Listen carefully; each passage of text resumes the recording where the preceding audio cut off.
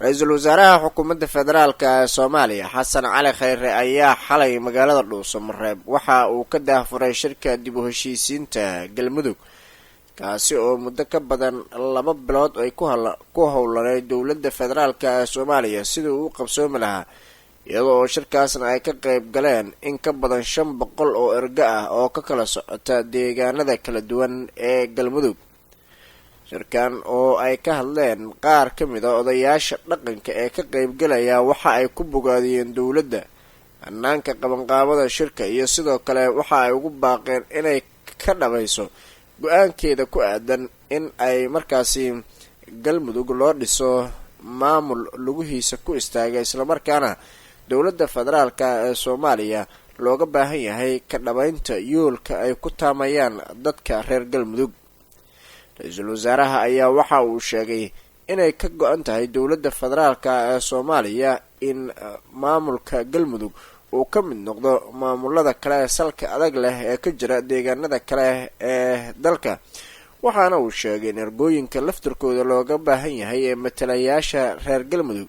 inay markaasi mas-uul ay ka noqdaan sidii loo dhisi lahaa galmudug loo dhan yahay iyagoo gacmaha la ishaysta dowladda iyo sidoo kale odayaasha dhaqanka sida uu yidhi. ra-iisul wasaare xasan cali khayre ayaa kulanka waxa uu ka sheegay in ay markaasi u mahad celinayaan madaxa xukuumadda galmudug, madaxweynaha maamulka galmudug axmed ducaale geelle xaaf iyo odayaasha dhaqanka oo dhammaantood qayb ka noqday fursadaha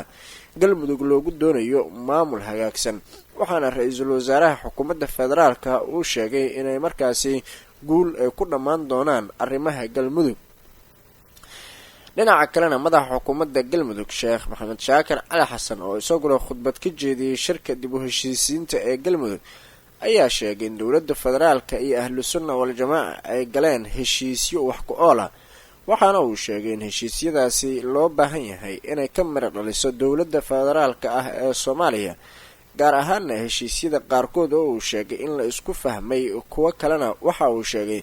in looga baahan yahay dowladda federaalka ee soomaaliya inay ku dhammayso sida ugu dhaqsiyaha badan.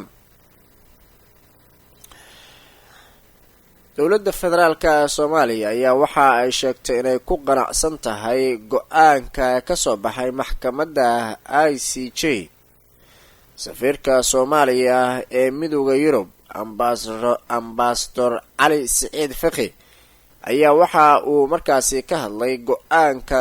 waa ICJ ee muddada 2 bilood ah ay dib ugu dhigtay dhageysiga dacwadda badda ee u dhaxaysa soomaaliya iyo kenya ee dowladda kenya ay ku sheeganayso qayb ka mid a biyaha soomaaliya. maxkamadda ICJ ayaa qoraal xalay ay u dirtay dowladaha soomaaliya iyo kenya lagu sheegay in dib loo dhigay muddo 2 bilood ah dhageysiga maxkamadda kadib markii kenya ay dalbatay in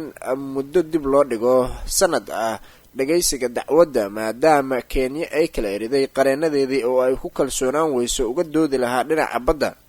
maadaama kenya waxa ay ku doodayso ay yihiin waxyaabo aan jirin, sidaas darteedna ay ku adkaan karto qareenada in ay markaasi ay doodaan, iyada oo qareenadii hore qaarkood oo soo gudbiyey ajandayaal una gudbiyey madaxda kenya ay u sheegeen in waxyaabaha qaarkood aanay ku doodi karin kenya, sidaas darteedna laga muujiyey welwel fara badan in ay markaasi kenya ay ku kalsoonaan karto qareenadeeda. sidaas darteedna ICJ ayay u sheegtay inay qareenadeeda bedelayso islamarkaana sanad ay dib u dhigto sida ay hadalka u dhigtay waqtiga la dhageysanayo dacwadda. hase ahaatee maxkamadda ICJ ayaa markiiba soo jawaabtay, waxaana ay sheegtay in muddo 2 bil ah keliya dib loo dhigay dhageysiga dacwadda badda ee sheegashada waa dacwadda badda ee u dhaxaysa soomaaliya iyo kenya. cali siciid faqi waxa uu ka hadlayaa sida dowladdu ay ugu qanacsan tahay go-aankan. runtii horta maxkamadda badana aalaaba waxay maaragtay inoo tixgelisaa codsiga labada dowladood, marka waxay qiyaastii aniga ila tahay in maaragtay isku dayday in codsiga kenyana ay tixgeliso kenyana ay tixgeliso, marka waxay timid meel macquul ah oo maaragtay 2 bilood gudahood in keeskan maaragtay lagu dhageysto muddo ku filan ay kenya haysato ay isu diyaariso ay ku imaan karto ayaa la siiyey. laana waxaan u aragnaa go-aan runtii fiican oo maaragtay 2 bilood waa berito bisha October baa naga xigta, November bilowgeeda waaye, marka anaga waxaan u aragnaa go-aan runtii oo anaga dhibaato nagu ahayn maaragtay waa soo dhaweynayna abdullaahi anaga hooleen waxay ka bedelaysa male hooleen baash qoraalkii wixii dhan isdhaafsigii fikradihii iyo qoraaladii waa dhamaadeen marka anaga waxaan isu diyaarinaynaa keliya waxaa waaye bisha 4 November inaan halkaas tagno aan dhegeysigu diyaar garowno. Ambassador Cali Saciid Fiqi oo waa ambassadorka Soomaaliya ee Midowga Yurub safiirka Midowga Yurub ee Soomaaliya markan magaalada Nairobi haddaanu aadno waxaa lagu qabtay kulan dhalinyarada Soomaaliyeed looga wacyigelinayay inay ka mid noqdaan kooxaha burcadda ah ee dhaca ka geysta dalkaas isla markaana dhibaatooyinka iyagana loo geysta dhinacooda waxaa warbixinta warkan nooga soo diray magaalada Nairobi Keenan Cabdiqaadir goobta uu ku dhiirigelinayo Sheekh Saciid Raage ardayda ayaa ahayd iskuulka Rabbaani waxaana halkaas ku soo dhaweeyay Sheekh Cabdiraxmaan Cabdaani insha Allah taala maamulka ugu sameeyaa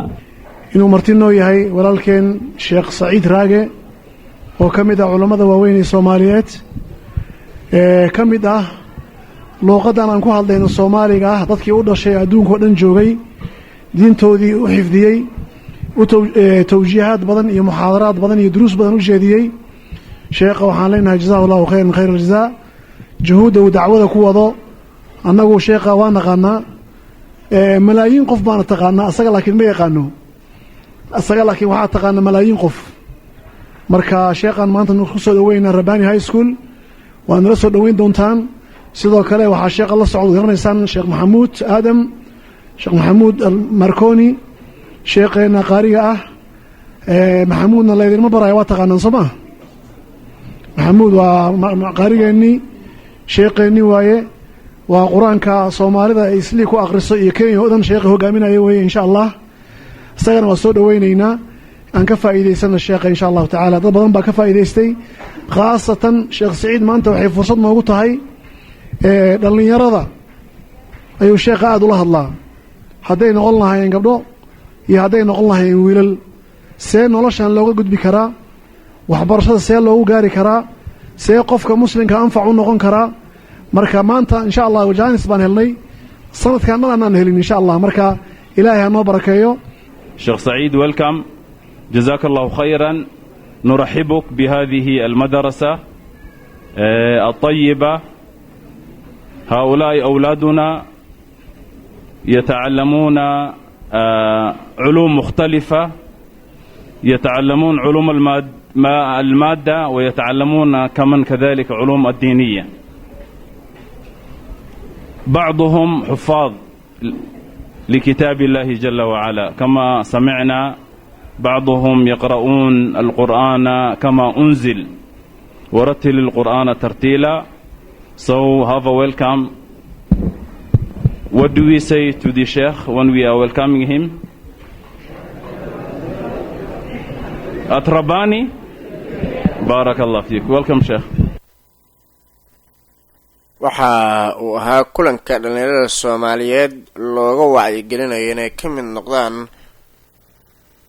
dadka dhaca ka geysta magaalada Nairobi isla markaana sidoo kale iyagana dhibaatooyinka lagula kaco madaxweynaha Hirshabeelle Maxamed Cabdi Waare ayaa sheegay in caqabado badan ay ka jiraan dhismaha golaha deegaanka ee Hirshabeelle meeshii ugu horeysay ee lagu tijaabiyay dhismaha golaha deegaanka waxa uu sheegay inay ahayd degmada Warsheekh ee gobolka Shabeellaha Dhexe isla markaana ay hirgashay hase ahaatee waxa uu sheegay in dadku walwal badan ay ka qabaan dhismaha golaha maadaama aanay arag weligood sida uu yiri laakiin waxa uu sheegay Hirshabeelle ahaan inay ugu jirto ahmiyad badan oo la xiriirta in ay markaasi golaha deegaanka ay helaan mashaariic badan oo la xiriirta deegaanka isla markaana deegaanada kale ee Hirshabeelle looga baahan yahay inay ku daydaan magaalada Beledweyne oo uu shalay gaaray ay u joogaa sidoo kale in laga hirgeliyo golaha deegaanka oo markaasi in muddo ah aan ka shaqeyn deegaanada kala duwan ee dalka waana meeshii ugu horeysay Hirshabeelle ee golaha deegaanka laga hirgeliyo gaar ahaan degmada Warsheekh ee gobolka Shabeellaha Dhexe dhinaca kalena waxa uu soo dhaweeyay Waare shirka dib u heshiisiinta ee Galmudug waxaan rabaa fursadan inaan uga faa'iideysto runtii aan taageerno aanan u duceyno barnaamijka nabadeed iyo barnaamijka dib u dhis oo ka socda maamul goboleedka aan deriska nahay ee Galmudug runtii barnaamijkaas aadaan u soo dhowaynaynaa galmudug oo toosta oo walaala oo loo wada dhan yahay laga soo bilaabo gaalkacyo ilaa guriceel laga soo bilaabo hobyo ilaa balanballe dadka deganu ay isla tilaab qaadaan danaa ugu jirta hirshabeelle danaa ugu jirta soomaaliya danaa ugu jirta geeska sidaas daraaddeed waxaan ku taageeraynaa barnaamijkaas nabadeynta barnaamijkaas dib u heshiisiinta barnaamijkaas dowlad dhisidda waxaan ku taageeraynaa wax alla wixii karaankeenna